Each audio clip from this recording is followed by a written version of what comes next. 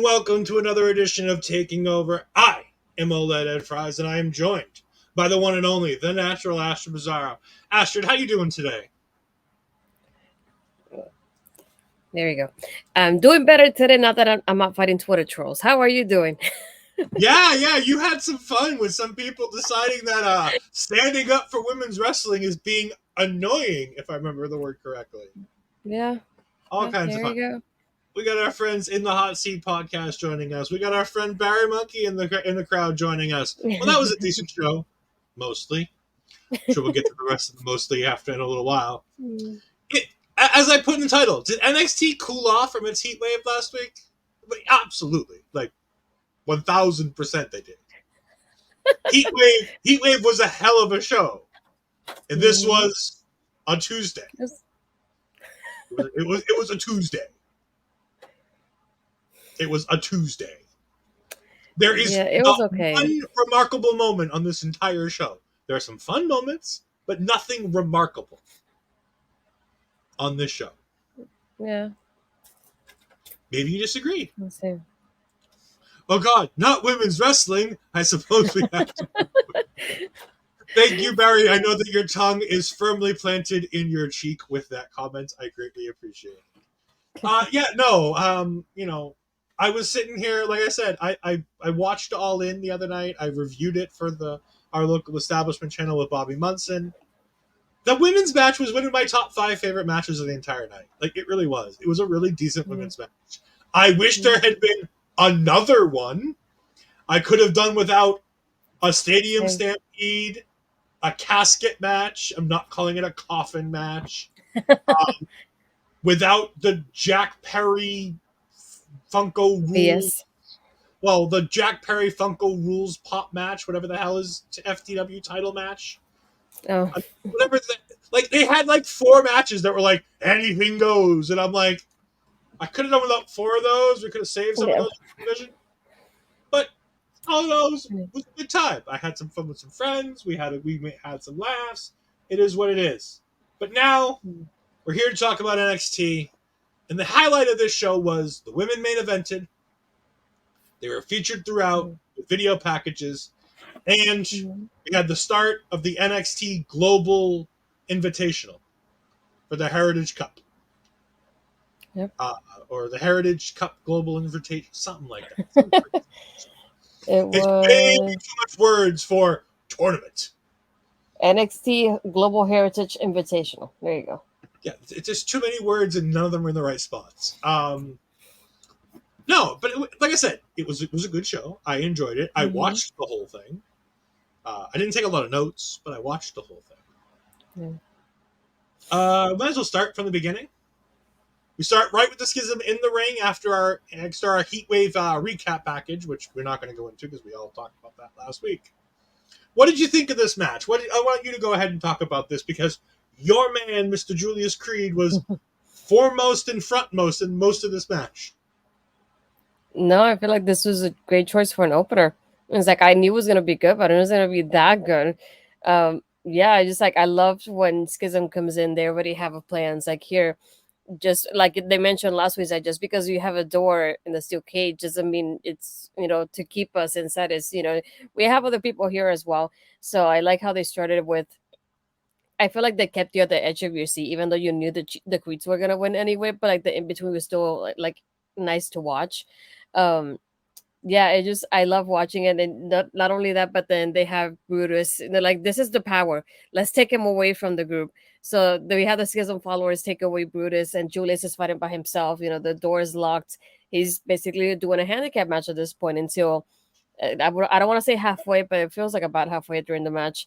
Brutus comes in. He basically took down everything from the Schism followers there, and I like the chemistry they have with with the Dyad was just incredible to watch.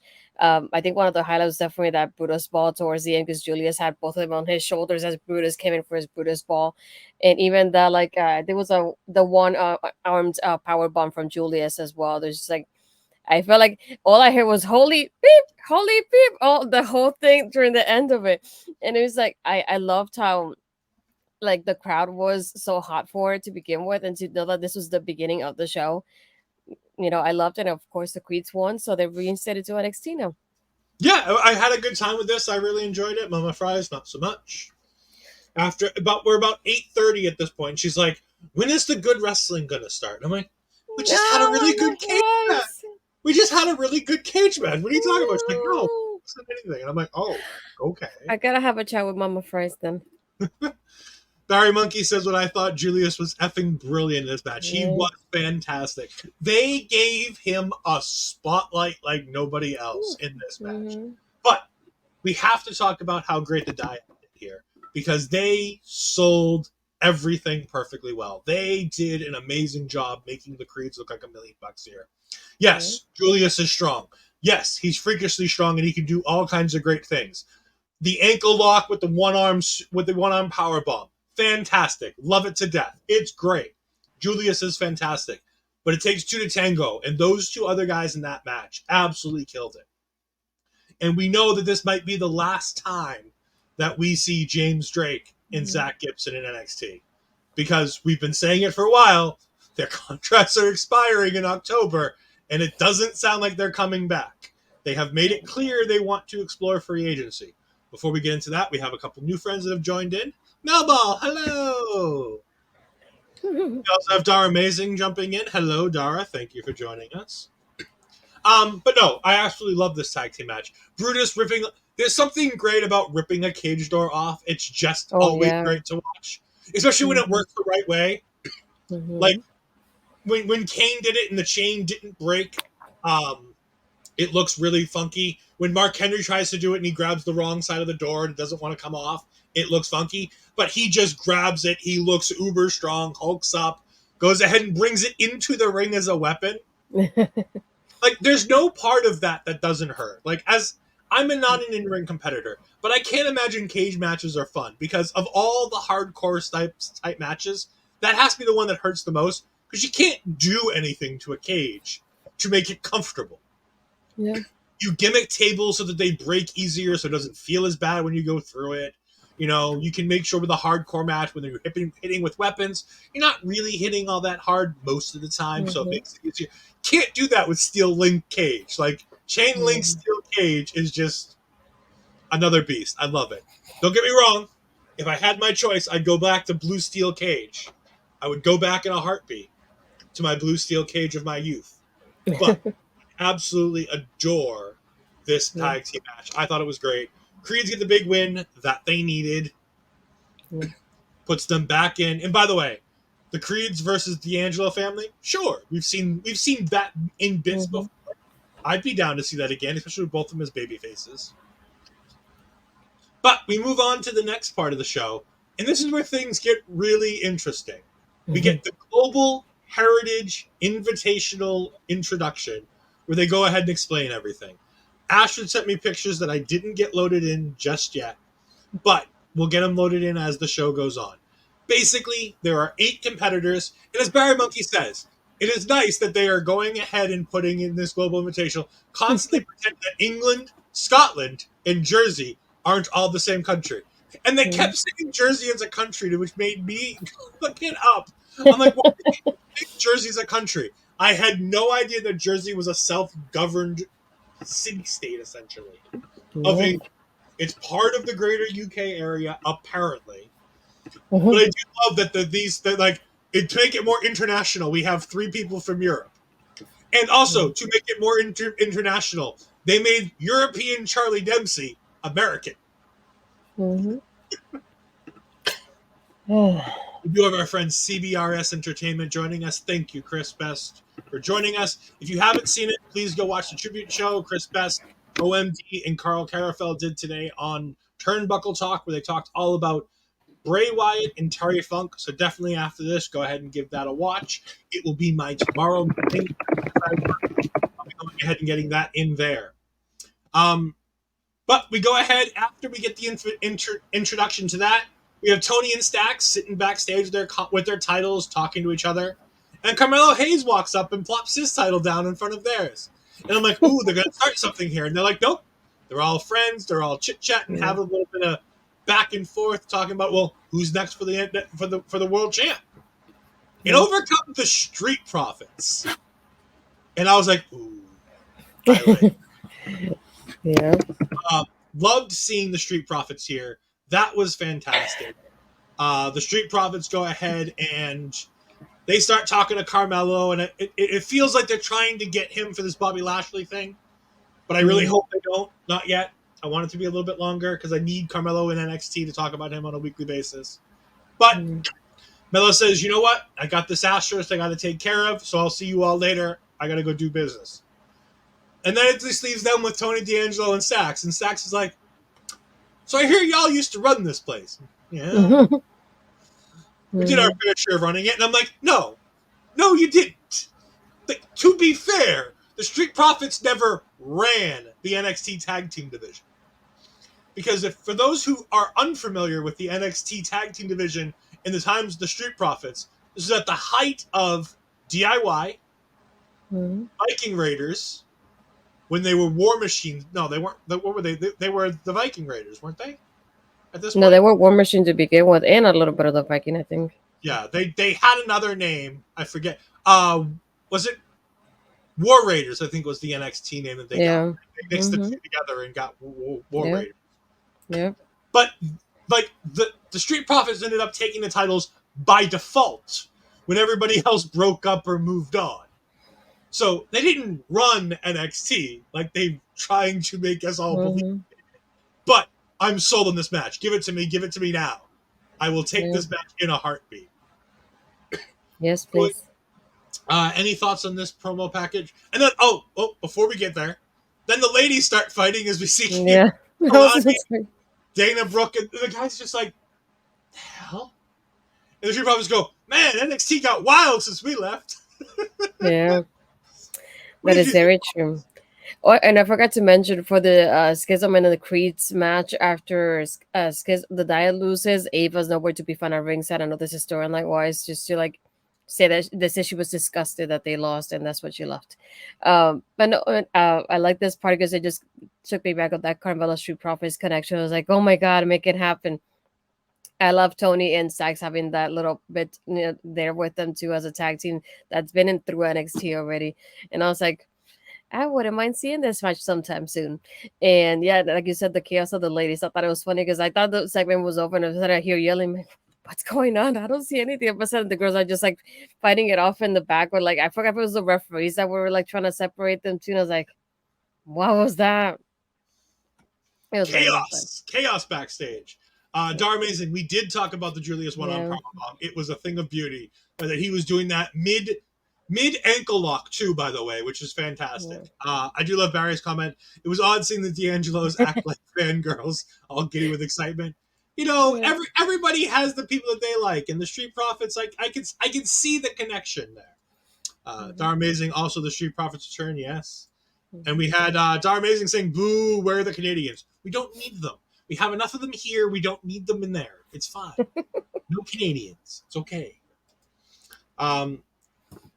Also going up here earlier, talking about the mouthful that is the Heritage Global Invitational Cup thingy-mabobber. It's a mouthful, no worries, but in all seriousness, the lineup is dope.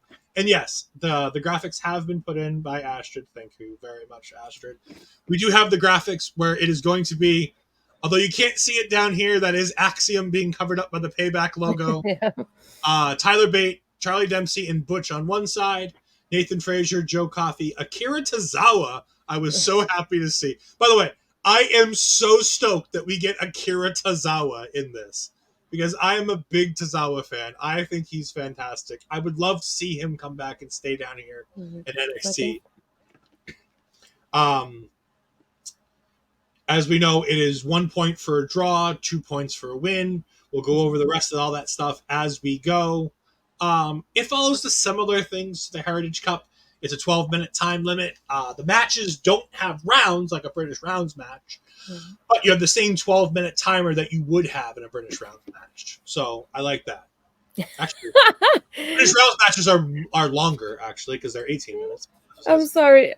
Dara Amazing's comment just threw me off because I know why he's talking about exactly. That is very accurate.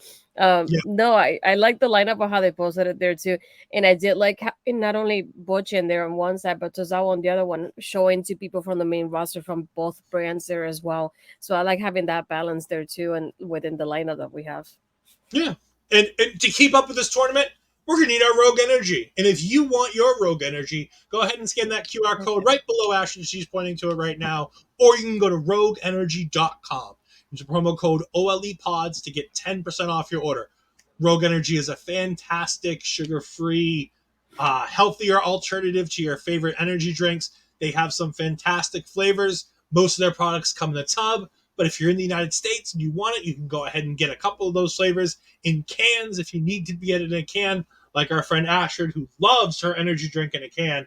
I prefer my watermelon energy drink to be in the form of a tub that I can go ahead and shake on a daily basis. But you can go ahead and get some fantastic flavors. Mel likes the blood orange. Chris Best has all kinds of flavors he's been trying out. Hopefully in the chat, he'll go ahead and tell us what his current favorite is right now. But if you want to find out what your favorite's going to be, go to rogueenergy.com and use the promo code OLEPODS, OLEPODS, to get 10% off your order. We do have some more comments. I'm stoked that Tozawa's doing stuff in NXT. To me, it would make sense to have him. I agree. If you're not doing the 24/7 championship, and by the way, I love that they said that he's a former champion, just left it at that. Mind you, he's a former cruiserweight champion. Yep. But I love the fact that they just left that off and just was like, he's a former champion. It was great. In the Hot Seat podcast, they asking us the hard questions. Right now, Astrid, pick a winner on the Group A side and the Group B side. Who you got? Shoot. It's so tough. I'll put the picture up for you again. Yeah, I'm looking at mine too. I keep looking at it, but I forgot the Axioms there. Yeah, don't forget Axiom in the Mike Wazowski spot. Yeah. So I'll say maybe Butch and Nathan. I would like to see that. You think Butch and Nathan? Yeah. I'm gonna go Tyler Bate and Akira Tozawa. I think Tozawa's got a shot at this. I'm telling you. There's no better way than to put Tozawa in there, because the great thing about Tozawa is he can talk on the microphone. He's not good, but he can. Yeah. And what better group to put him up with than Metaphor? Yeah. Like, I think there's a lot of fun with Tozawa and Metaphor, as we find out later in the show. Speaking of things that we find out later in the show, I missed this as we were talking. The Roxanne promo did come right after the steel cage match. This was really fun. I really enjoyed this. But Asher, why don't you go ahead and give me your thoughts first, and then I'll follow in with what I got. I like the character change on this one a little bit, because I like how, like, to give it an introduction, we have all the promos from all the girls in the main event throughout the night. Roxanne being the first one. And what I like is, like, she names things from each of the girls. She's like, I respect Gigi for standing up for herself. I forgot what she mentioned for Kiana. And she's like, after facing up with Blair at the Great American Bash, I respect her for being a fighter. She's like, I was called a prodigy for a reason. And she's like, I'm done hearing about my potential and how I got a long career to go like I want it now. But I like her. She's like, I can name one thing for each of these girls, but she's like, you know what? But you know why I won't? Because it will be a lie. And I was like, Roxanne, what? I feel like it's like, are you turning heel on me right now? But I like the, like, a little attitude change that she gave us there, because it just goes along with the story that she's had a little tweaks to her character and her attitude recently. So I thought the line itself was pretty interesting, but I love that she's the first one, and like they said in the commentary, she's the only former champion in the match in itself as well. Yeah. My notes for this is that Roxanne Perez talking about this, she doesn't care who she has to walk over and how many bodies she has to walk over to get to the NXT Women's Championship. She doesn't want to keep hearing about the fact that she's the prodigy and she has all these years ahead of her. She wants it now. She doesn't want to wait. She wants it now. I absolutely love this. This is a great little character flip on her. It keeps her the way she is, but it doesn't. It gives her a little bit of an edge that she's desperately needed. My friend Rob jumping in, give me more Roxanne. I agree. Roxanne Perez, more of her is better. Roxanne says, I like you girls. And I don't. Yeah.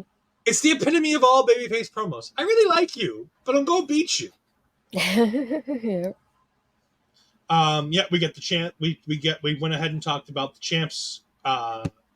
All conferring, and then we get the most disgraceful thing of the night. The absolute. Well, before we do that, we've got some picks coming in. We got Dare Amazing saying he has Tyler Bate and Joe Coffey. We have Barry Monkey saying in Group A he's got Tyler Bate. In Group B he's got Duke Hudson, which I suspect nobody else will agree. I think Duke Hudson's going to do very well in this. We here like Duke Hudson. I think he's a great heel. I still don't understand why he's a babyface, but I think he's a great heel. Yeah. And I still watch him in the terms of a heel who's tricking everybody. And I'm waiting for him to trick people. But no, I think Duke Hudson is a perfectly good choice, especially in something like this. I'm going out on a limb and saying Tozawa, because I just don't want to be basic and be like Joe Coffey or, because that's an easy answer, who, by the way, should have a shot at this Heritage Cup.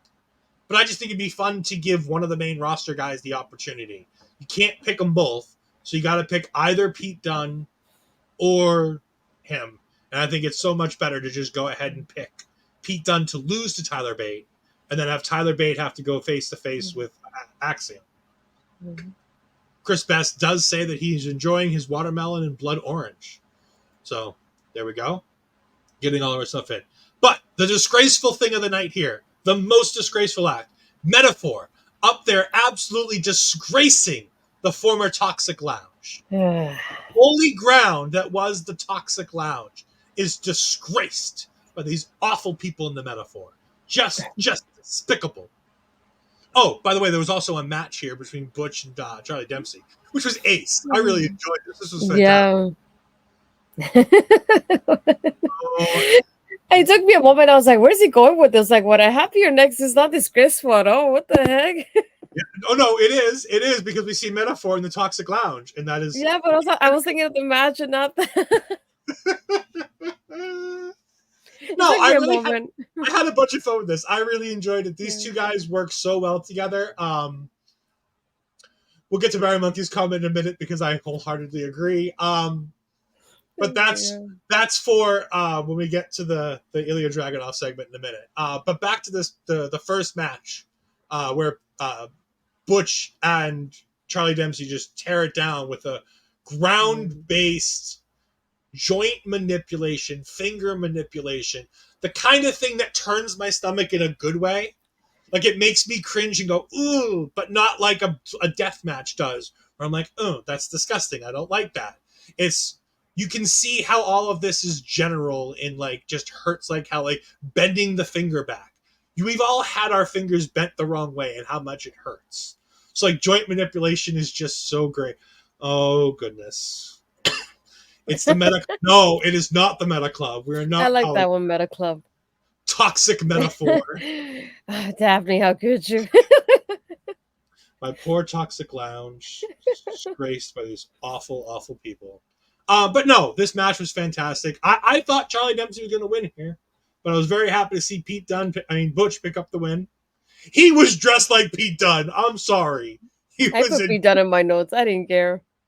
They even called him a bruiser. Yeah. I just wish they'd just go back to Pete Dunne. I don't mind Butch, honestly. I think Butch is fine.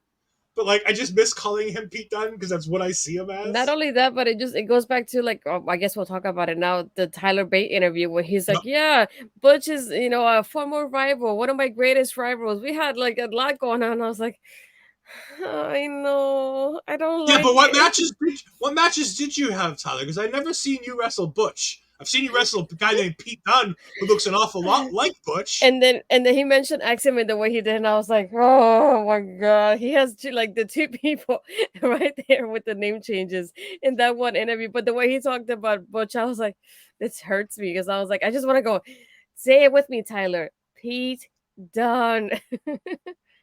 Butch had a wardrobe malfunction. I could see his nipples. Remember, the male nipple is okay. Female nipple, not allowed. Just remember, that's the rule of television. Yeah. Fantastic match. Pete Dunne wins at the better end. It was great. It didn't take long, but I enjoyed it, and I can't wait for...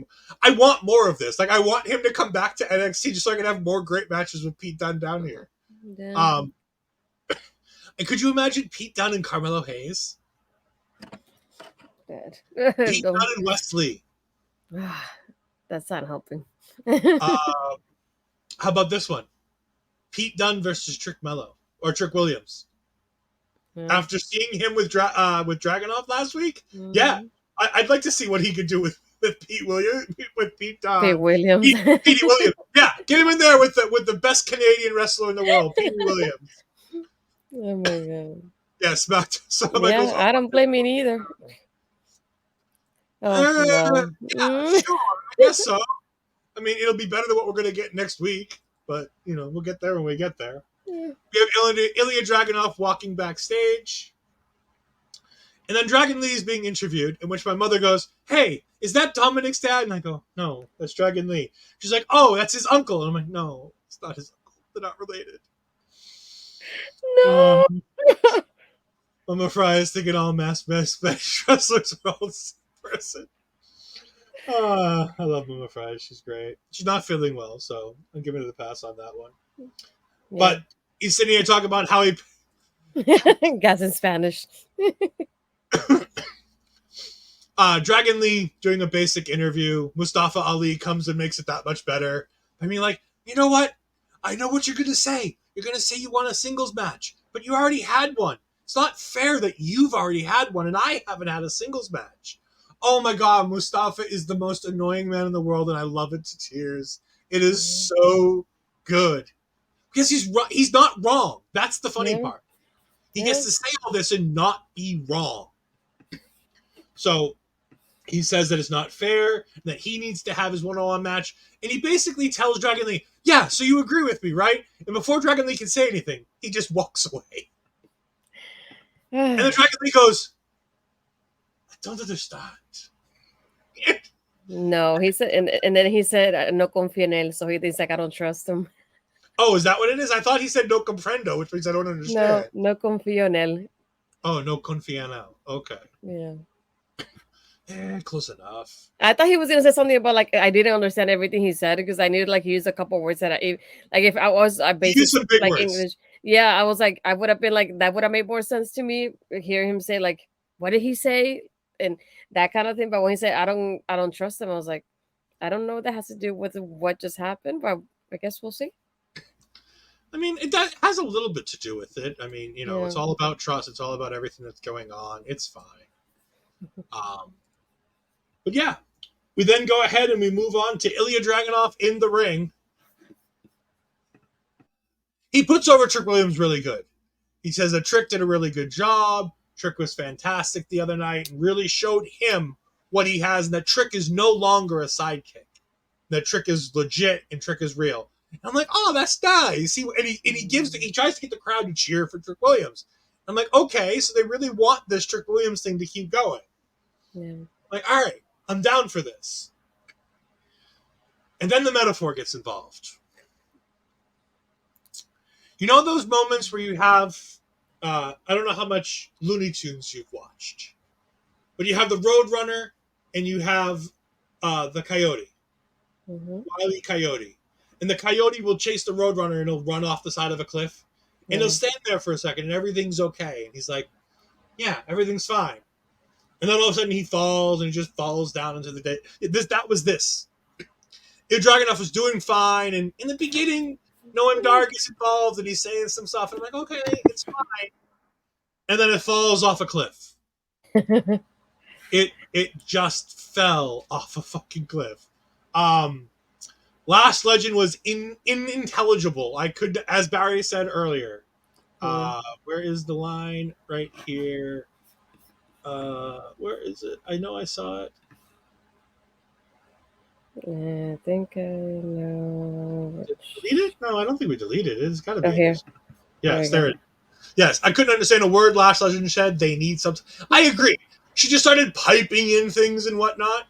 Like Jakara, at least she speaks clearly.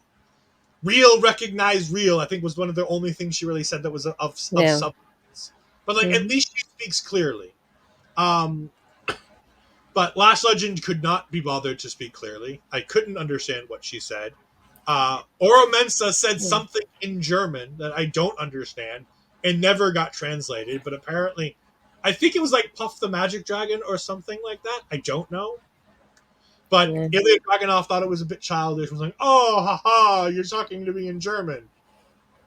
And then they make the match for next week between Mensa and Dragunov, and I'm like,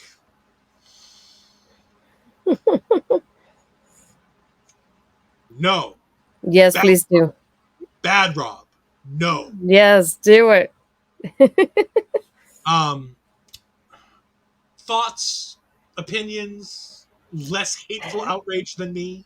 It just I like the Dragonite promo, like the way it started with like the way he was putting over Trick, and even after putting him over, he's like, I now this is my time to go for my ultimate destiny. I want to go against you, Carmelo. Like that's my focus now.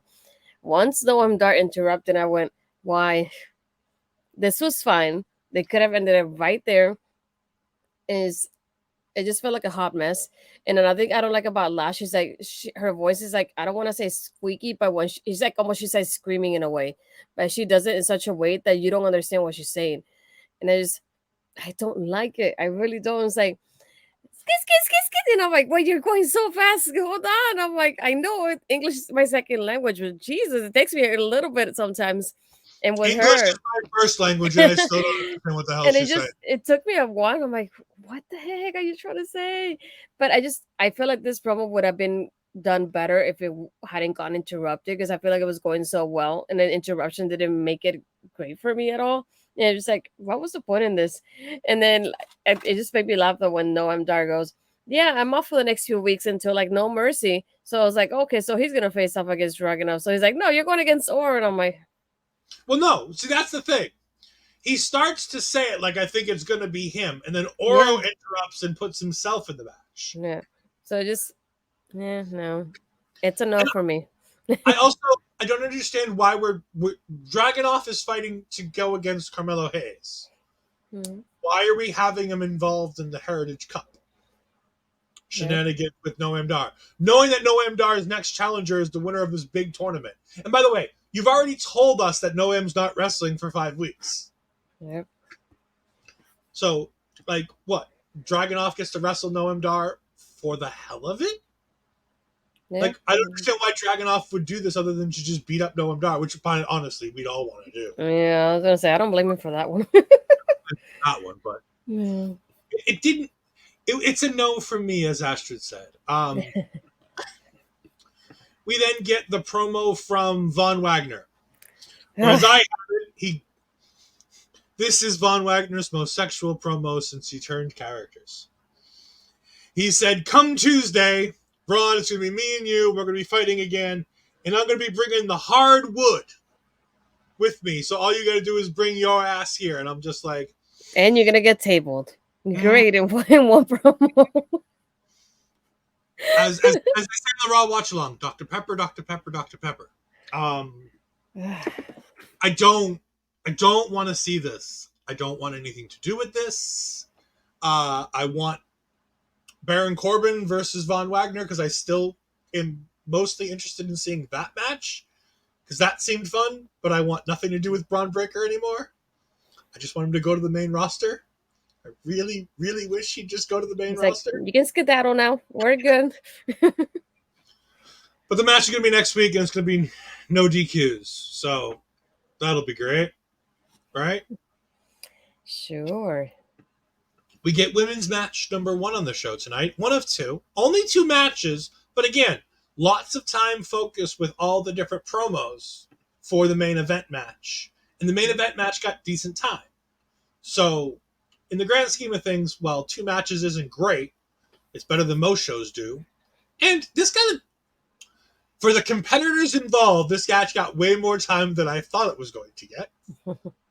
Ashley, why don't you go ahead and talk about the actual match itself, though? I know there were some that I missed a little bit here and there, but of the things that really like stood out to me, and unfortunately not in a good way. I know at one point, I believe it was Elektra. Dana had Elektra in the corner, and she was trying to elbow her, and the way she did, I don't know if it was the combination of her not hitting them, but Elektra not selling them either. I could just see Dana just elbowing her like that, and that was it. And I was like, I don't like it. And then there was a point that Kelani was covering Lola, if I'm mistaken. Oh no, she was doing a cover on Elektra, but Lola broke it. Even as well, I still broke the cover. Kalani still was laying on her, like she was still pinning her. And I'm like, did you not feel her like breaking the cover? Like, get off of her now at this point. But she was just laying there for a moment, like still. I don't know if she was waiting for the pin or what she was waiting for. It just didn't feel when Lola came to break it. But that was like an awkward timing there too. Um, and another thing that it just like made me think about later is like Lola was push Dana towards the steel steps towards the end. You know that distracts Kalani, so Lola's able to get the win here with the double team on Kalani, and then pinning Kalani, and then all of a sudden Dana's just got up already, and she's screaming because she's crazy and like visually like upset that she lost. But then I was like, didn't you just get hit by the steel steps like not even a minute ago? Mm-hmm. What? Yeah, the timing here was not great. Barry puts the best: one averagely competent team versus one horrendously bad team. Barry, I'm curious which is which for you. I'll explain mine. My favorite part of this was Vic talking about how people are teaching people and how Dana Brooke is taking Kelani Jordan Dana under his wing. And I'm like, yes, Vic. Okay, I'm with you here. And he's like, and on the other side, and I'm like, no, Vic, I've lost you now. There's nobody mentoring the other person on the other side.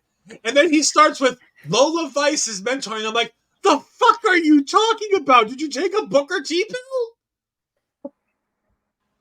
Like, Lola Vice is training Elektra Lopez on her MMA work. Why the fuck do I give a shit? We're wrestling. Elektra Lopez isn't going to the UFC. I don't give a shit. That's true. By the way, you've also never once mentioned that Lola Vice is a former UFC fighter. I was gonna say that too. Mm-hmm. So why would we randomly just start learning? Like, we all know who she is. We know that she's Valerie Loretta. We know that she's a former UFC bantamweight champion.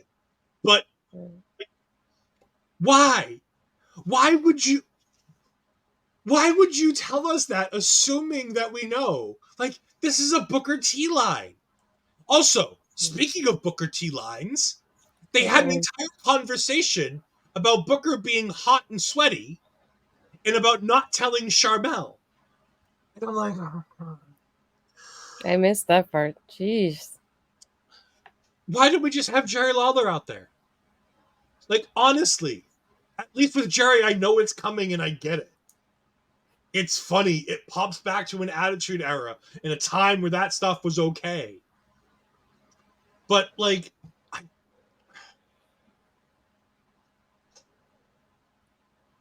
can we just get the Kelani Jordan Dana Brooke match so we can get rid of Dana Brooke and get Kelani Jordan doing something competent? Well, I was gonna say, I hate to break it to you, they moved her to the NXT roster part on the website.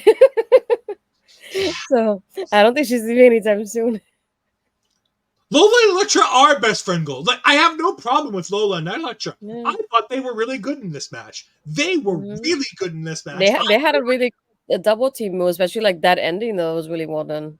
Yeah, the kick into the slam that they do is fantastic. And Lola is getting better and better week in and week out. Kelani is getting better week in and week out. Dana Brooke is regressing week in and week out to the point where I just don't want to see her anymore.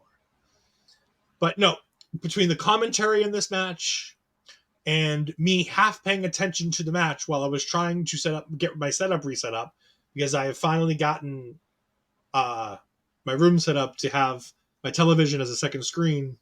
Yeah. I liked the idea of the match. I didn't so much mind the match. But God, we got to get rid of Dana Brooke because Lola and Elektra aren't terrible. No. But we don't have any real women's tag teams to put them up against. We have two. And to be honest, none of them are the quality that we need to have women's tag team title matches. Basically making the jokes, man, talk about a heat wave of a match, am I right? Oh, Booker T is a special kind of stupid, isn't he? Don't get me wrong, I love Booker T for everything he's done. But the one thing we can all agree on, and this is something we agreed on in 2010, This is something we agreed on when Booker T tried to commentate his own match. And this is something we can agree on now. Booker T still sucks at commentary. I said it from the get-go. Yeah. He sucked then, now, and forever. Together. I want to cover Dana Brooke. No, do not put that into the universe, Rob. Bad. Put a simulation tomorrow when you do wrestle drafts. There you go. I didn't perish. I wish Dana would succeed, but I haven't seen much improvement. Like, I'm not sitting here rooting for Dana to fail. I don't want her to fail. I want her to be good. I want her to be quality, competitive, championship caliber. It would be nothing short of my favorite thing to see people like Dana Brooke and Lash Legend prove me wrong. Like, I rag on them a lot on this show because I don't like what they're doing right now currently. That being said, I would like nothing more than to be proven wrong in the future and to have them, Parrish, on the other hand, I want her to fail, and she's not. And she's even doing that right. She's not even doing that right. All right, moving on from Dana Brooke and Kelani Jordan because we spent way too much time there. We had Gigi Dolin promo. This was pretty all right. I didn't hate it. I didn't love it. Did you find anything fascinating in this promo? No, I liked it better than the other ones she's done about her family and the background story of hers. I think the part that I like the most, like, where she's like, it's between the devil that I know and the devil that I don't know, and like having this match, it's a lot of chaos, and that's the devil that I know, so I know I can handle that. But it was better than the one about her background and her mother and whatever happened with her. It was a lot better, so I liked it.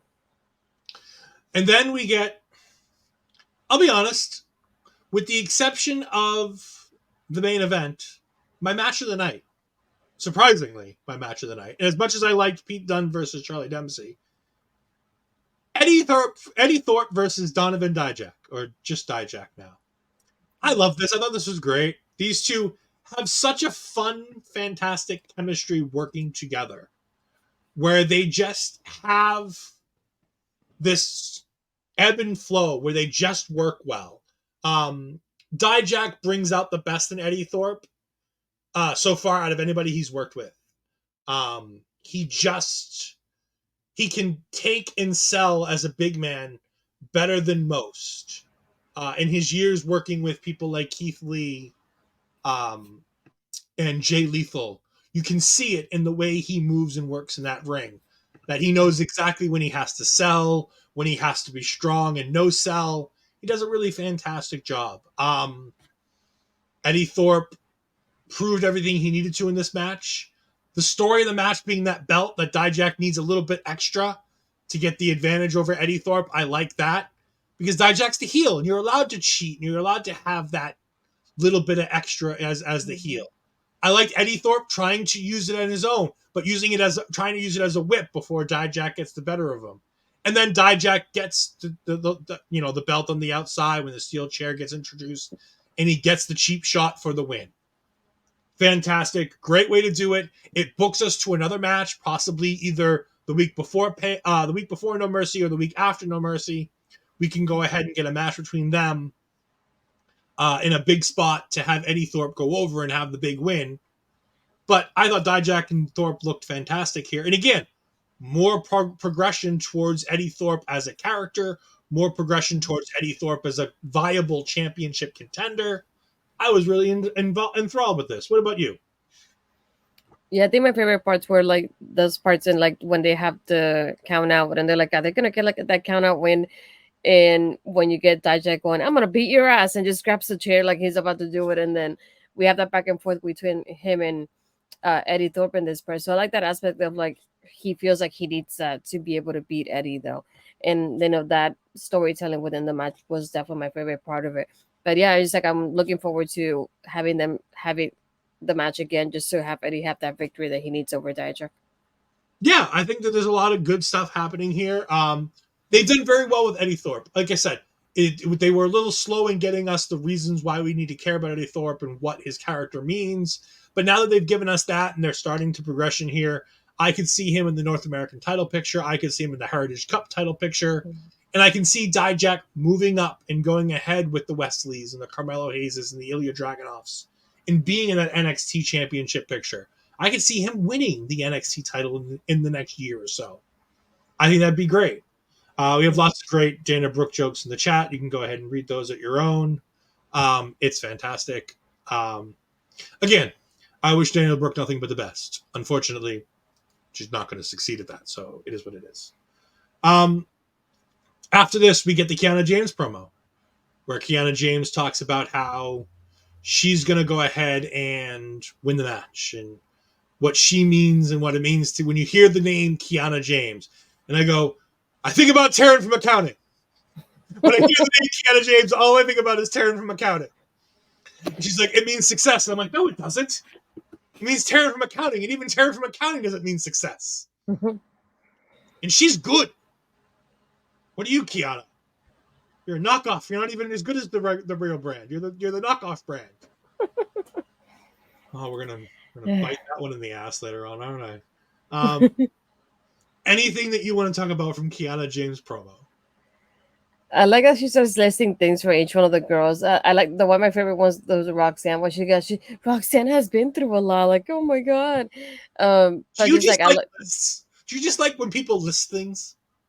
No. Are you sure? Because every one of these promos, you've been like, I like it when she did this because she listed this. But I mean, because she talks about each one of the girls, so I like that. It's like she doesn't miss anybody. She has a point for everything. I know. She's a business lady. She's got her lists down pat. Yeah. But like I like you said, she said, I don't make excuses, I make things happen. Success is measured by action. And I like how they show her like being dominant in her matches as this is happening at the same time. But it's like they had to work real hard to find those clips, didn't they? Jeez. Probably. We'll never know. Right here we get a Baron Corbin versus Braun Breaker promo where Baron Corbin wishes Braun Breaker luck. And Braun's like, I don't need luck. I'm facing that idiot. And yada, yada, yada. And Baron Corbin goes ahead, wishes him luck with his t-shirt company. Now, I don't think it is, but we know the internet's going to take it this way. Is it mentioning the t-shirt company? Is that just a shot at AEW? Or is that just people wanting to read too much into crap? No, I was just mostly thinking of like the ugly shirt that he has because it is. It's meant because of the ugly shirts that Braun's been wearing, where he's like printing his own shirts. Mm-hmm.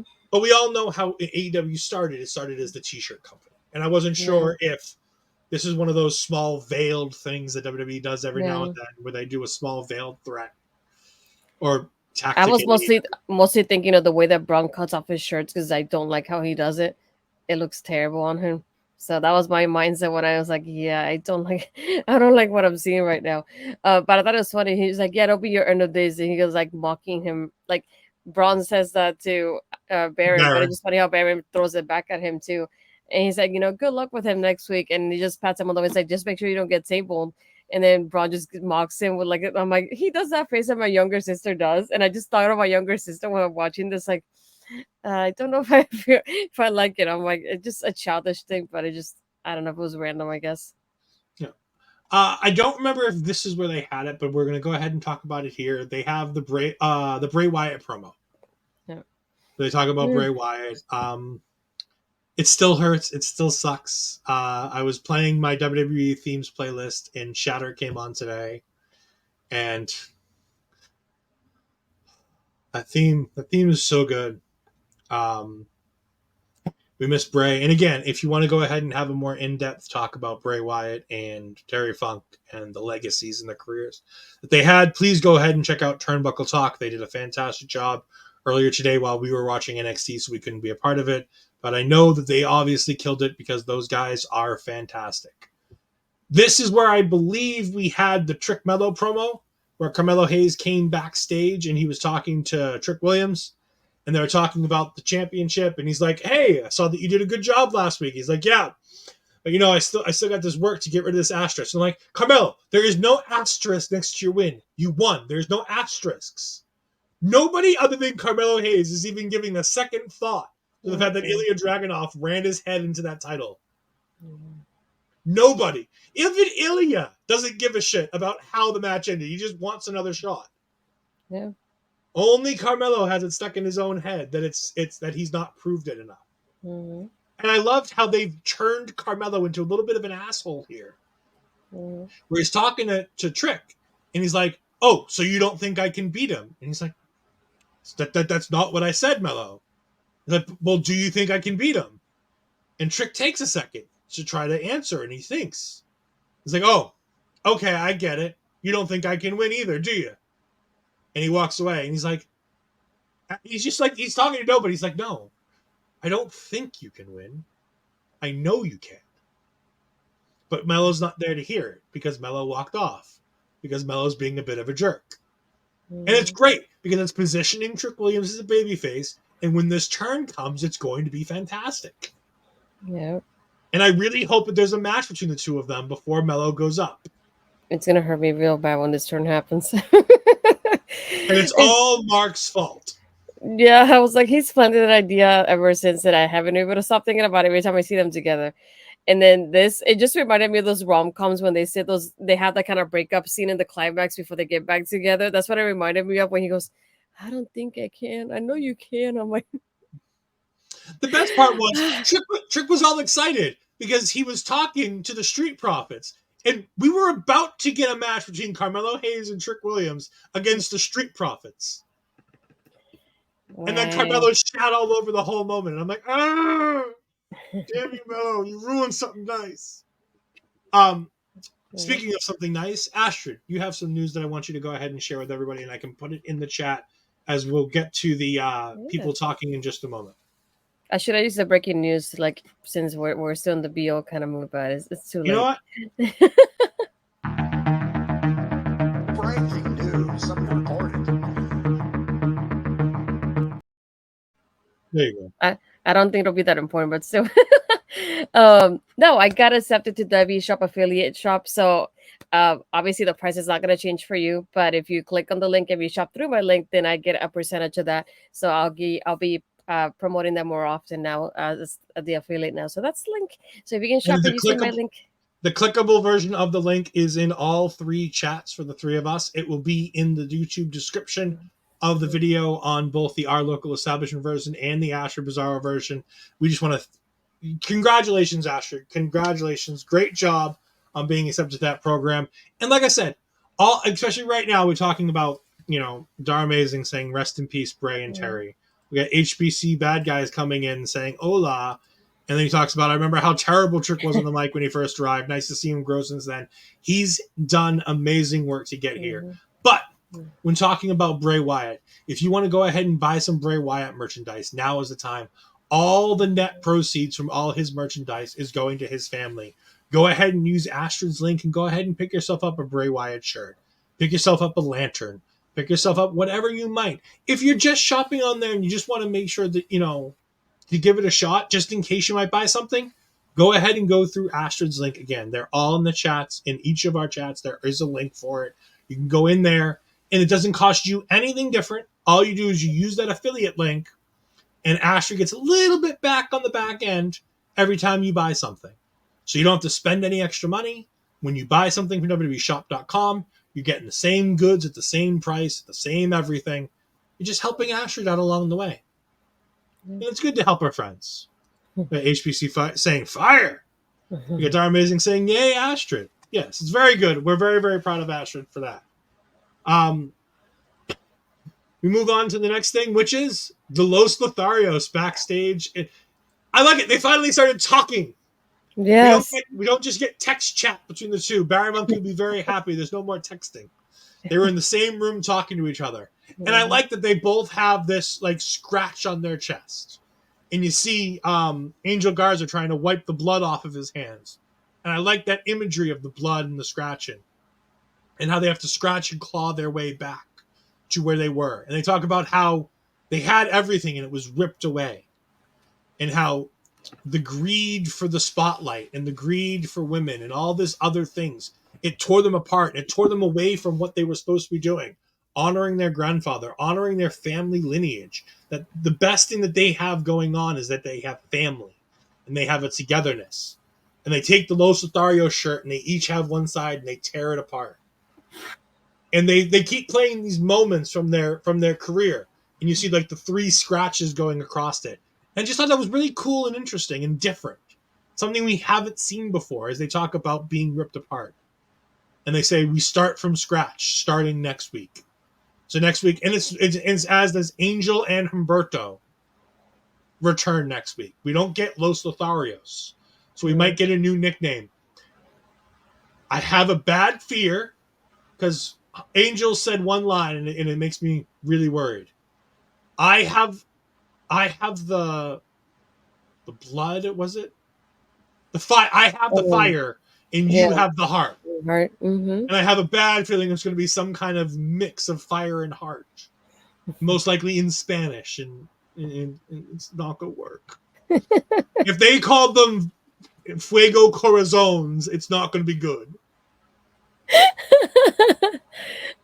It's not bad. It's okay. Oh, right. We're going to talk about Fuego Corazon every week?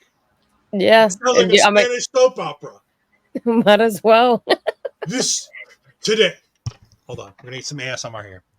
Yeah. This afternoon on En Fuego Corazones, we have Angel Garza and Humberto Carrillo taking on the Creed brothers and Ivy Dyad. But am I right? Isn't that what Fuego Corazon sounds like? It sounds like some B-tier Spanish soap opera. Yes, I know. You're typing down the time. 102:45. You know me too well. No, but what I liked about it is like when Angel finds it, he starts touching it like he wants to take the blood away. And then he sees Humberto and he's like, where do we share the same dream? Because I feel like we did. And he's like, oh, look, we have the same scars. He's like, oh, I think he's looking down at us because he knows we need to restart. And he visited us for a reason, to give us that fresh start. And I like it when he said that, because he's like, I have his fire and you have his heart. And I like that moment that we have between them. It's like, I think it's like our time to have that restart. And then when they said next week, I was like, oh, I'm excited. I want to see what they look. I want to see if like the attire is different too, because another thing is like, if you think about it, from Angel's ripping off his pants, that's another thing from Los Atarios. So I don't think he's gonna be doing that. And then I wonder if their attires, both of them are gonna match and are gonna be different moving forward too. Remember, he did the pants ripping off thing way before it was Los Atarios. Yeah, but still, like that's something that they're ripping apart based on what they're talking about too. Ring announcer Ed. No, that was me trying to be B-level Spanish soap opera narrator voice. I knew, you know what? You know the moment I realized it, halfway through the third word, as I started talking about, I'm like, shit, this is gonna be a clip. Damn it. Yes. We get the Blair Davenport promo, which I thought was really good. Blair does a really good job of just being a badass bitch, being like, you know what? The others can talk about championships and they can talk about this. I ain't done that, but you know what I've done? I've beaten bitches down worldwide, and I've even beaten them down here. Mm-hmm. I'm just like, thank you, Blair. Just being real and being like, I don't give a shit what these other girls have. You know what I have? I'm brutal, and I'm just gonna win. Yeah, I like my favorite point. She goes, "It's 3 for the price of 1." In this match, and I was like, that's just exactly how it is with her. And I think she even said, like, I've been beating up people for like 10 years now. So it's like, it's basically nothing new to me. But I like her having to be able to reflect that upon with the match now here. But it just, I love how honest she was. Like, I'm not going through this bull crap. I'm just giving you as it is. And yeah, it just said that delivery was really well done. But again, now that we've seen all 4, it's a really great job of them going through and being, all 4 of them being who they are. They're all doing this in character, and it feels comfortable and it feels natural. Even with Roxanne changing characters over the last couple months, this promo still feels natural to her. Mm-hmm. It doesn't feel entirely out of place for her to be able to have a promo like this, which I think is great. We get Rhea and Dom via social media because, of course, they're via social media because whatever. But they go ahead and say, you know what? Dragon Lee, Batman, he wants to go ahead and have a shot. Mustafa Ali, he wants his shot. Well, you know what? Next week, you guys should just fight it out on your own. And then Mommy goes, well, there has to be a winner. And Dom goes, you know what, Mommy, you're right. There does have to be a winner. So you know what? To ensure there's a winner, I'm going to be the special guest referee. And I went, oh. Yeah, I went, shit. that made that match a whole lot less interesting. Yep, agreed. But we get that next week. Speaking of social media video, we're going to go ahead and do 2 more social media videos before we go ahead and round out the night. We have NXT Anonymous. I know we're skipping ahead a little bit here. NXT Anonymous going ahead, and it is Fallon Henley as she is. By the way, Miles is picking up the dirtiest ring I have ever seen. And why does he have like a outdoor like spray bottle for like spraying plants in the ring? Like, I don't understand what the hell that was. But Miles is in there sweeping up the ring, and Fallon comes over and she's like, aren't you sick of doing all this crap for them? Well, I'm just paying my dues. And she's like, no, if Jensen and Briggs would have done shit like this to me, I would have told them to go to hell. She's like, Jensen and Briggs are looking for somebody for next week. They want to have they need a third for their trio. Do you want to be their third? He's like, I get to wrestle on NXT? Like, I love him, but like, oh, this made him feel so dorky, and I fit right in with Jensen, so it'll be perfect. But it just made him feel so dorky where he was like, wait, I get to wrestle on NXT television? And she's like, yeah, of course. You're going to be the third in their match. He's like, okay. And then I saw where he's going to be like, well, just don't tell Mr. Gulak. I was waiting for don't tell Mr. Gulak. I was waiting for something like that, yeah. So apparently next week we're getting Jensen, Briggs, and Miles Bourne taking on the Oompa Loompa, Charlie and the Chocolate Factory, and Drew Gulak. Yeah. So that'll be fun. And the last social media message we had was Wesley with his Matt Chat question, where he goes ahead and talks about what's next for him. Matt Chat, there's a nice reference for any of you Going in Raw fans. But Wesley just basically saying, you know what? I lost, but you know what? I'm going to win next time. Mello, it was all my fault that I lost. It was my fault. I shouldn't have taken that extra chance. But everything you threw at me, I had. And I'm like, well, yeah, that's typically how you lose a match. You go out there, you do the best you can, you hang with the guy, and then you make a mistake, and the other guy takes advantage of it and wins. Like, that's how matches work. You should understand this by now. But it is what it is. Yeah. Okay, so I'm going to bring up this comment from Barry Monkey because I think this is going back to Miles Bourne. Yeah. The reason why you don't understand exactly what Miles Bourne is saying is because Miles Bourne is a deaf wrestler, and his way of talking is a little bit unusual. If you haven't heard it before, you have to get used to it. I spent a lot of time working with a few deaf people in my life, so I understand the cadence and the way they talk and how we all learn how to talk by sounding things out, hearing it, and saying it. Whether it's English, whether it's Spanish, it's all the same. It's how you learn. When you're deaf, you don't learn that, so you have to kind of pick it up as you go along. And words aren't as clear as you want them to be. And sometimes you're not saying what you think you're saying, and you're saying it, so you kind of got to piece things together. He does a really, really good job, and he's doing better and better every week, week in and week out. But occasionally, and no, that's fine. Yeah. It's fine. You have to learn. He's not a talent who's on NXT every week. He is one of the university students that they've brought in as part of these new classes where they bring him in from the college ranks and they try to teach him how to wrestle. He's new. People haven't gotten accustomed to him. He hasn't talked a lot, so you don't really hear much. So it's not that big a deal. But it's why we keep saying every time we see him, when people talk to him in a promo segment, you notice Fallon never looked at the camera in this segment. She kept herself 3/4 turned so that she could always be looking up at him. When Drew Gulak talks to him, Drew always looks him dead in the eyes when he talks to him, because it's just a respect thing, and to make sure that Miles can react the way Miles needs to be able to read the lips. But Miles is doing it, and you didn't say anything wrong. Not understanding him is fine.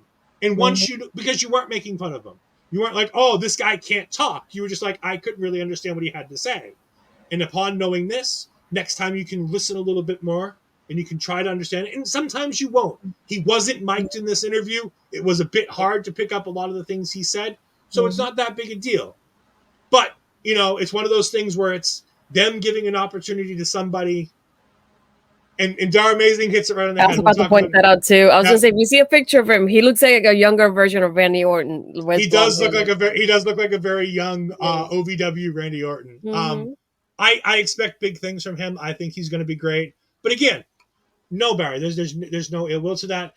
They had some chemistry. You say this. I'm not sure if it's tongue in cheek. I thought it was a pretty good segment. I thought they did have a little bit of chemistry. I thought they did have a little bit of flirting in there. I thought she was flirting with him a little bit. I wouldn't mind it if he was a little bit starstruck with her and maybe he has a little bit of a crush on her. I think that would play out well with the storylines that we've had to deal with Fallon and Kiana and Jensen anyways. I think that would be something fun to play into it.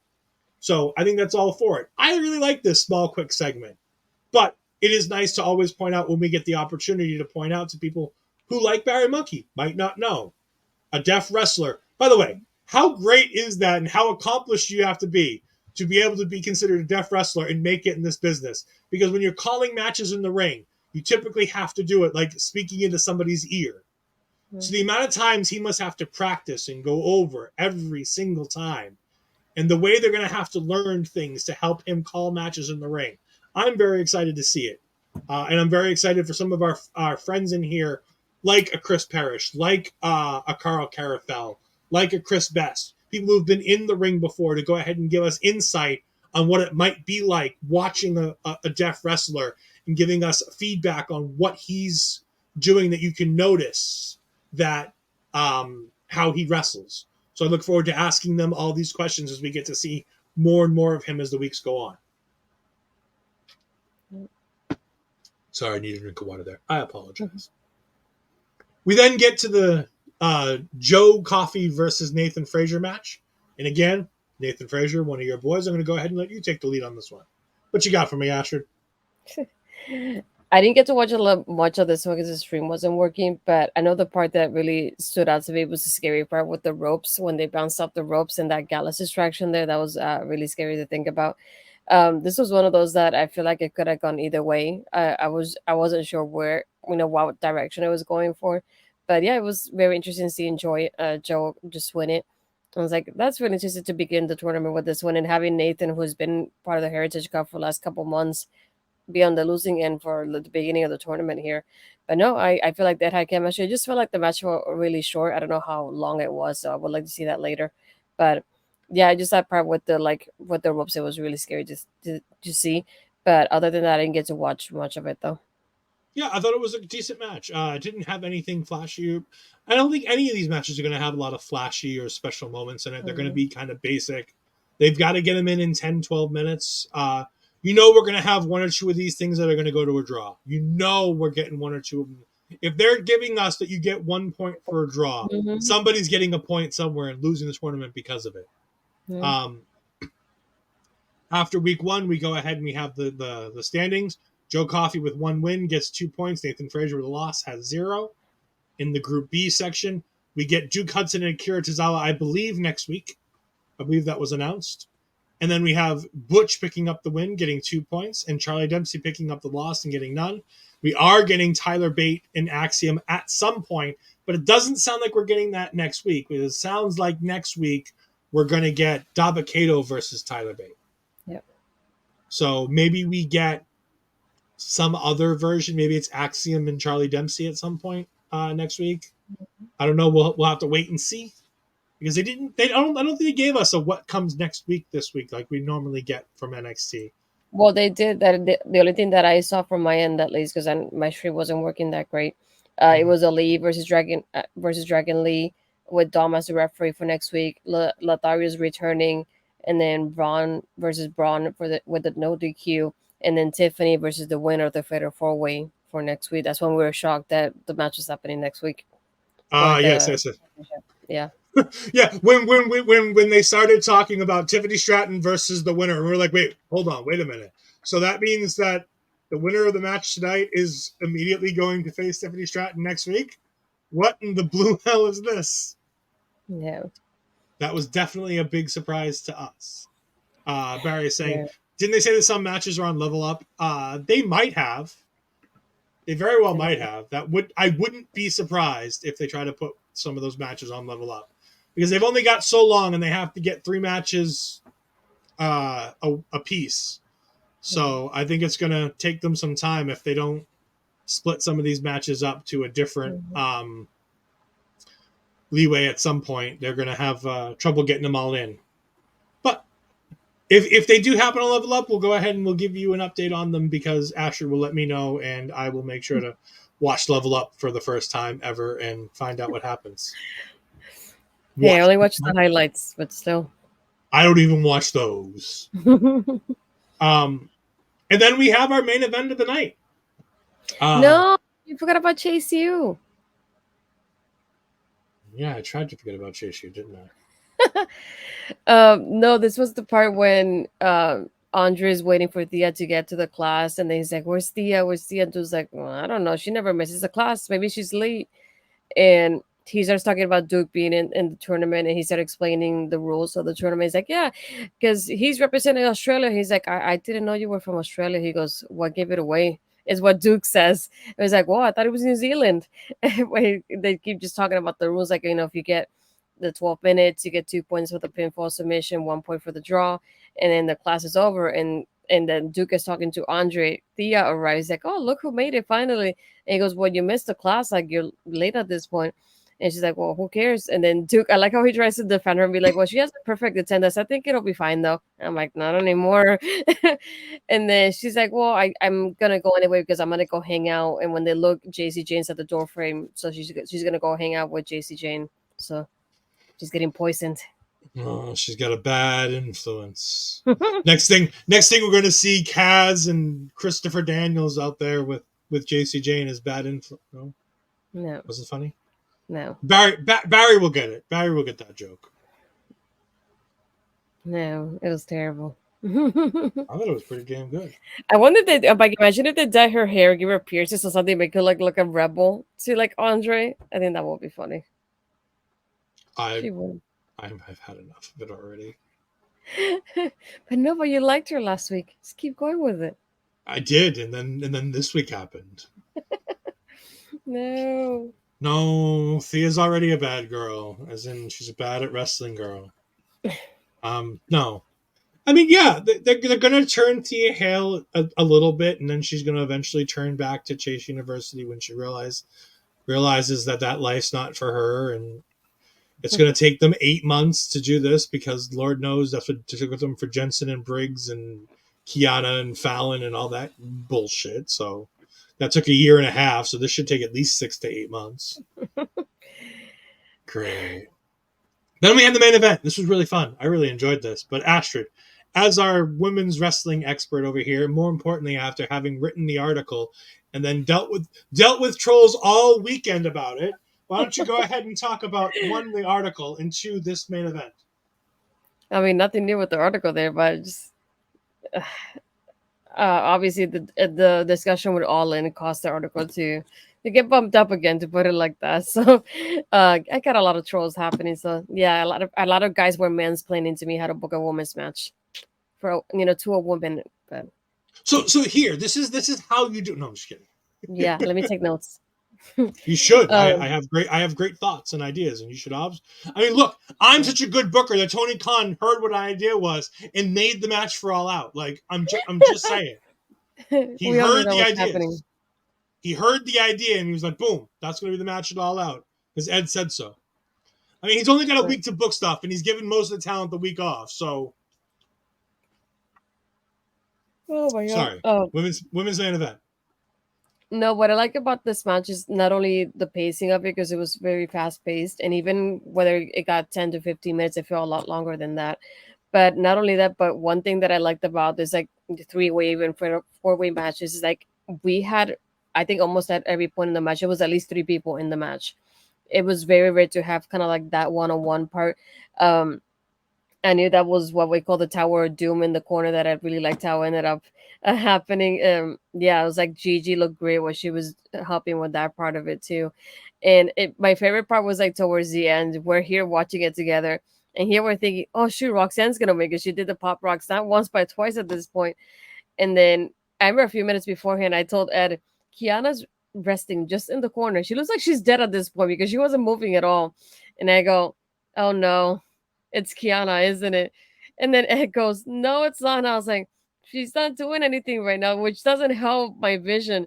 I had this vision for like that I had in my mind for such a long time because I think it was the Rumble, if I'm not mistaken. And it was one of those matches that Edge was in, and he wasn't really a part of most of the match, and then he ended up coming back and winning it. And then when I see people resting in the corner like that, I just think of that's gonna happen. And then here we're thinking, oh no, it's probably gonna be Gigi interrupting Roxanne after the pop rocks because it kind of looked that sort of way. And then when Roxanne's focused on Gigi, here comes Kiana and just wins it. And then we get the champ facing off against Kiana next week. I was sad. I wish we could have seen your reaction when it happened. You did see my reaction. No, but everybody, not just me, everybody else too. No, not everybody needs to see the pure look of horror and pain when Kiana James wins the match. But the first words out of my mouth when Kiana won was, well, at least we know Tiffany's retaining next week. They're making sure they keep that belt on Tiffany until they go ahead and get Becky Lynch for No Mercy. Yeah. Mm-hmm. Sheesh. Barry Monkey's right. All 4 women were really good in this match.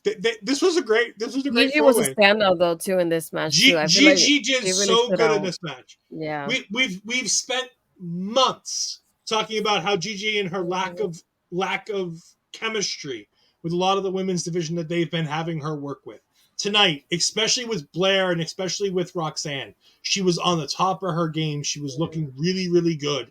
Not only was her timing right, but it felt like she was in the flow of things. And it made me go back and think, is the reason why she's looked so bad with some of these matches because she's had to slow down to work with some of these other maybe less talented women. Kiana James held her own in this match to an extreme degree. Yes, she spent a good portion of this match on the outside not doing anything. That's fine in a Fatal 4 when you have 3 other people who are carrying the load. Blair Davenport did a fantastic job. Roxanne Perez did a fantastic job. These 4 girls busted their ass, got the main event, and did a really good job. Was it as good as the all-in Fatal 4-Way? Probably not. I enjoyed the all-in Fatal 4-Way a lot. But, what? Nothing. Why are we so surprised that I enjoyed the all-in Fatal 4-Way? Like, I don't understand. Because I'm not expecting you to enjoy anything that has to do with AEW. What the talent do in the ring has nothing to do with Tony Khan. I know. With Tony Khan being the dumbest man in the world. I know. By the way, his explanation for why there was only 1 women's match on this card. Don't get me started. Astrid, hold on. I do want you to get started. We're just gonna end. We're gonna end it. Carmelo Hayes looks at his phone and sees Wesley's promo and goes, "Oh, I gotta nip this stuff in the butt." And he goes ahead and knocks on Shawn Michaels' door and he walks in. He says, "HBK, we gotta talk about this." So next week we're gonna find out what they talked about. All right, Astrid. All in press conference. Tony Khan is asked directly why there was only 1 women's match on the card, and he gives the most bullshit answer about pacing and about needing to make sure you had the most star power on the show. And that apparently they couldn't get the other women across the border to have the show. Go ahead, Astrid. Well, I gotta give a shout out Lyric. She's from Women's Wrestling Top, but she also has her own YouTube channel. So if you haven't followed her, please do.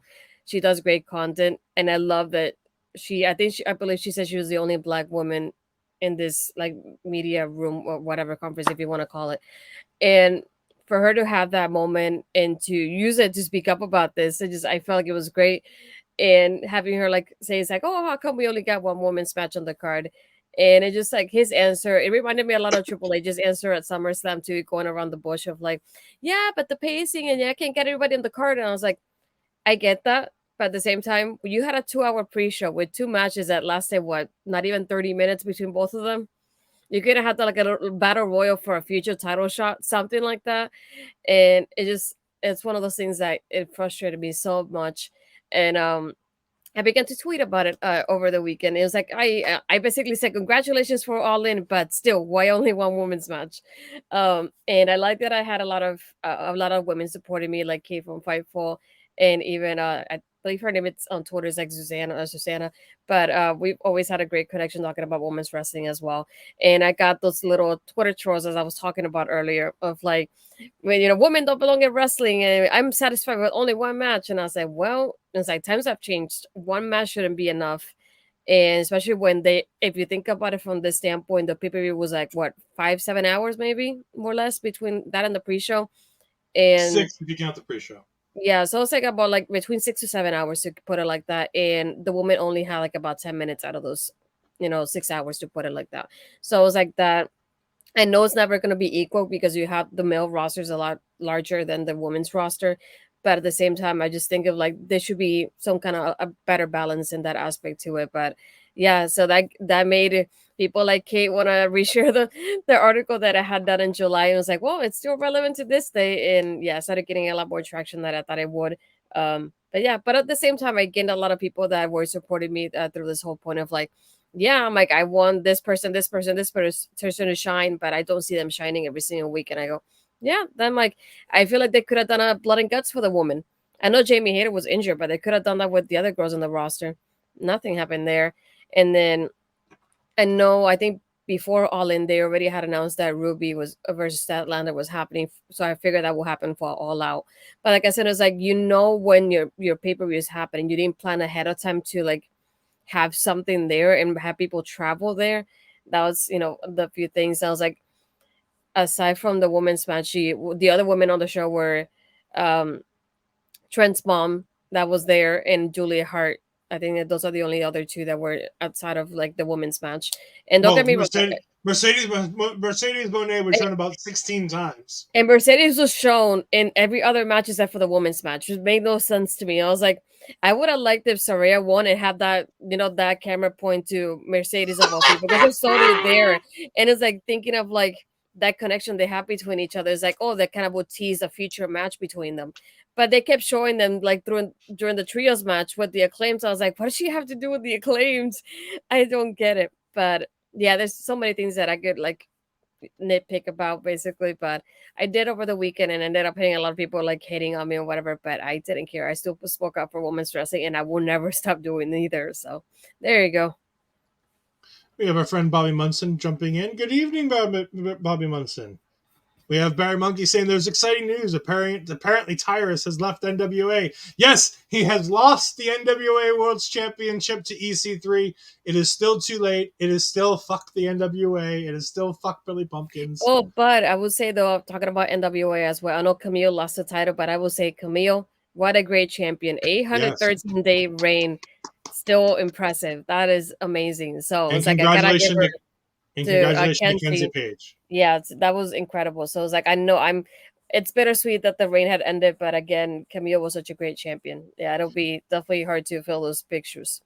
Yeah, Camille is not long for the NWA. She's made for bigger and better pastures, whether it be MLW in the featherweight division, whether it be AEW, whether it be WWE and NXT. I can't wait for her to get the hell out of that cesspool that is the NWA. By the way, there are so many fantastic people in the NWA. The cesspool that is the NWA has nothing to do with anybody other than the people running it. And their former world champion, who is now supposedly have to retire. So we'll deal with that as it goes. But yes, I was very excited to see that Tyrus had lost the championship. It is about fucking time, especially after that hateful shit that he had to spew on Fox about a week ago. So yes, glad he is gone. Astrid, where can the wonderful people find you this upcoming week? Well, I'll be over here in Florida trying to cover up from this hurricane that's coming. Yay! No, not sure about Ladies Wrestling Showcase. We'll see about that one. But you can find me mostly on my social media as we have, I still call it Twitter. I'm sorry, Twitter and Blue Sky is Astrid Pizarro. Instagram and Threads Astrid Pizarro 20. And if you go back to my YouTube channel, you'll see episodes at Astrid Ask, Ladies Wrestling Showcase, and even Taking Over. And on my new vlogs too, that I've been putting on a weekly basis as well. So a lot of fun stuff happening over there if you haven't subscribed yet. And remember, I'm going to go ahead and put the link in one more time. You can use this link right here. It is now clickable in every single chat. You can use that link to go ahead and see Astrid's affiliate link to the WWEshop.com. So you can go ahead and use that link to go ahead and buy any of your WWE merchandise. You can go ahead and support the family of Bray Wyatt by going ahead and buying some Bray Wyatt merchandise using that link. In a little bit, we'll go to Astrid. We're very excited for her to have this link. It will be posted in the description on the YouTube video for all of those of you watching it afterwards on the YouTubes. You can find me on the X at EdFries12584. I don't need no blue skies. It's raining here and she's got a hurricane. I don't need no threads. I got a nice shirt right here. It's fantastic. It's nice and red. I enjoy it. You can also find all my gaming content on EdFries 2002. I'll be playing some more Marvel Snap and doing some more gaming content later on this week. I will also be joined by the one and only Chris Parrish as we continue Wrestle Draft, as we are getting extreme. With Extreme Rules this week, we have our Extreme Rules Premium Live event, week 10 of season 2. So go ahead and join us for that as I am climbing back up to try to get the top spot again. It's going to be a hard one, but I'm going to get there. So go ahead and see that. And then I have nothing else this week. I have a nice low key week, but in a short time, I'll have to defend my YouTube championship that I won in the Video Bros Bobby Munson's channel, as I am now the YouTube trivia champion over there on those Thursday nights. So in a couple of weeks, we'll be going ahead and getting that. We have Barry Monkey saying, I'd rather stab forks in my eyes than watch Fox News, so I miss all the excitement. There is no excitement. I don't watch Fox News either. I only knew it because Astrid knows how big of a fan I am of Tyrus and pointed it out specifically to me. If you want to see hateful, terrible, terrible things with people telling him that he'd slap his own children around if they went around introducing themselves with pronouns, which, by the way, is the worst opinion that you could ever have. If people have pronouns, they should be able to use them if they so choose. So thank you, Tyrus, for being a fucking moron. And thank you, Billy Pumpkins, for thinking that he was great for the wrestling world for so long that you made him one of the most prestigious championships. He held that shit. And at least now EC3 is a little bit less of a sentimental prick, that I can at least be okay with EC3 holding that title for now.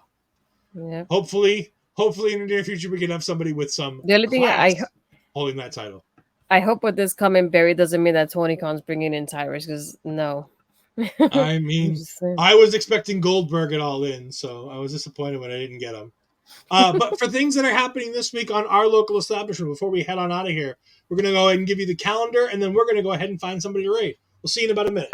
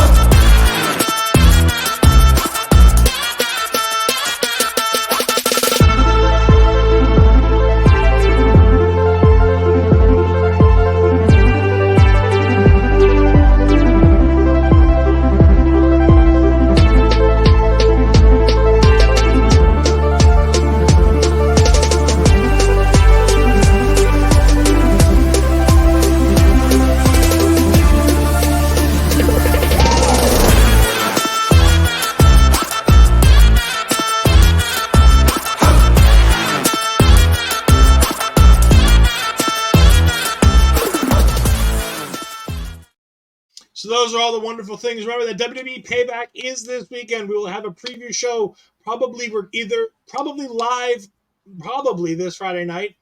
If not, it'll be live Saturday afternoon, as me and Parrish will go ahead and probably pre-record something on Friday night then to be ready for it to be out on Saturday. But sometime Friday night into Saturday, you will have previews for a WWE Payback. You will also have a post show for AEW Payback, hosted by our one and only, the Chris Parrish will be hosting that show. I unfortunately am not available for the post show this week for Payback, but maybe Astrid will be there. Who knows? And we also apparently may or may not have some All Out content. I reviewed one AEW show. I'm done for a little while. Don't call me. No more AEW for Ed. But for myself, for Astrid Pizarro, we're gonna Tyrus better get signed to. No, he can't go to McDonald's. McDonald's is good. Maybe Jack in the Box. I don't have to deal with Jack in the Box. EC3 controlling his own narrative where nobody will see him. It's going so well for him. It is. We're going to go ahead and raid the Allison K. So everybody get ready for that. We will see you all next time. Have a great night. Goodbye.